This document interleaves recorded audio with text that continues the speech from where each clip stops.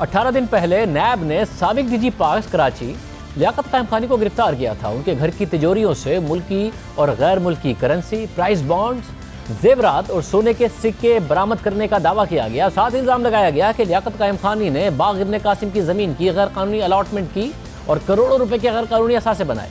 इन तमाम इल्जामात और दावों के बाद नैब ने तफ्तीश के लिए अदालत से 14 रोज़ा रिमांड हासिल किया। फिर आज जब रिमांड की मुद्दत मुकम्मल हुई तो नैब ने मजीद 14 दिन के रिमांड की दरख्वास्त की, मगर एहतसाब अदालत ने आज लियाकत कायम खानी की मजीद जिस्मानी रिमांड की दरख्वास्त मुस्तरद कर दी और उन्हें जुडिशल रिमांड पर जेल भेज दिया। आज एहतसाब अदालत में जाली बैंक अकाउंट्स केस की समाअत जज मोहम्मद बशीर ने की। नैब टीम की जानिब से साबिक डीजी पार्क्स लियाकत कायम खानी को एहतसाब अदालत में पेश किया गया। नैब तफ्तीशी टीम ने अदालत को बताया कि लियाकत कायम खानी के घर से अहम फाइलें मिली हैं। बाग इब्न कासिम की ज़मीन से मुतालिक फाइलें कब्जे में लीं। बाग इब्न कासिम की ज़मीन गैर कानूनी तौर पर अलॉट की गई। जब बाग इब्न कासिम की ज़मीन गैर कानूनी अलॉट हुई, लियाकत कायम खानी कस्टोडियन थे। नैब के तफ्तीशी अफसर ने अदालत को बताया कि अगर ये 2011 में रिटायर हो गए थे तो असल रिकॉर्ड घर क्यों रखा था? जानबूझकर बाग इब्न कासिम के नक्शे और रिकॉर्ड घर में छुपाया गया था। असल रिकॉर्ड हमने खुद लियाकत कायम खानी के घर से बरामद किया। हमें शुबा है कि लियाकत कायम खानी ने मजीद रिकॉर्ड भी छुपा रखा है। हमें इस रिकॉर्ड से मुताल्लिक मजीद पूछगछ करनी है। हमें 14 दिन का मजीद जिस्मानी रिमांड दिया जाए। वकील सफाई ने अदालत से कहा कि डीजी पार्क्स का जमीन की अलॉटमेंट में कहीं कोई किरदार नहीं होता। नैब के पास एक दस्तावेज भी नहीं जो लियाकत कायम खानी का किरदार दिखाए। वकील सफाई ने यह नुक्ता उठाया कि क्या वो जमीन वापस लेने के लिए कोई भी कोशिश की गई? 7 साल पहले रिटायर होने वाले डीजी पार्क्स को गिरफ्तार कर लिया गया। लैंड डिपार्टमेंट के किसी भी शख्स को पूछा तक नहीं गया। दोनों जानिब से दलाइल सुनने के बाद एहतसाब अदालत ने लियाकत कायम खानी के मजीद जिस्मानी रिमांड की सजा मुस्तरद कर दी और लियाकत कायम खानी को जुडिशल रिमांड पर जेल भेजने का हुक्म दे दिया।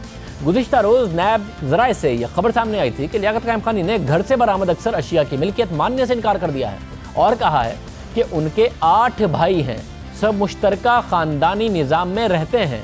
नैब ज़राए के मुताबिक लियाकत कायम खानी ने बयान दिया कि घर से बरामद होने वाली सारी गाड़ियाँ उनकी नहीं हैं, ख़ानदान और दीगर पार्टनर्स की हैं। नैब ज़राए के मुताबिक ये बात भी सामने आई है कि मुलजिम ने फिंगरप्रिंट से खोले गए लॉकर से बरामद अक्सर कीमती जेवरात से भी लाताल्लुकी जाहिर कर दिए जो उनके अपने फिंगरप्रिंट से खोले गए थे। लियाकत कायम खानी को नैब ने 19 सितंबर को हिरासत में लिया और इस वक्त नैब ने यह दावा किया था कि मुलजिम लियाकत कायम खानी ने 20 बरस में कराची के 71 पार्क्स को सिर्फ कागजात में बनाया। कागजों पर बने पार्क्स की हुकूमत से मंजूरी मिली, बजट जारी हुआ और फिर वो पार्क के लिए मुख्तस पैसा करप्शन की नजर हो गया। नैब के दावे के मुताबिक लियाकत कायम खानी धागों के कारखाने और 30 दुकानों की मार्केट के भी मालिक हैं। इसके अलावा उनकी 2 फैक्ट्रियां, एक मार्केट, दर्जनों प्लॉट्स और ज़रई ज़मीनें हैं। नैब ज़राए ने यह भी दावा किया कि लियाकत कायम खानी के घर से बरामद असासों की मालियत 10 अरब रुपए से जायद है, जबकि उनके घर से बरामद सोने की अशिया की मालियत 15 करोड़ से जायद है।